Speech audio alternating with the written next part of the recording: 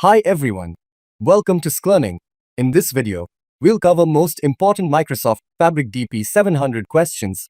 What should you use to store the data? The scenario says, semi-structured data. Read using T-SQL, KQL, and Apache Spark, but write using Spark only. Let's break this down. We need support for semi-structured data like JSON or Parquet, and compatibility with multiple engines. The correct answer is Lakehouse. Why Lakehouse? Because it supports semi-structured data and allows access using SQL and Apache Spark. Eventhouse is mainly for KQL-based streaming data. Warehouse supports only structured data. Datamart is used for business-level reporting. So remember this exam trick.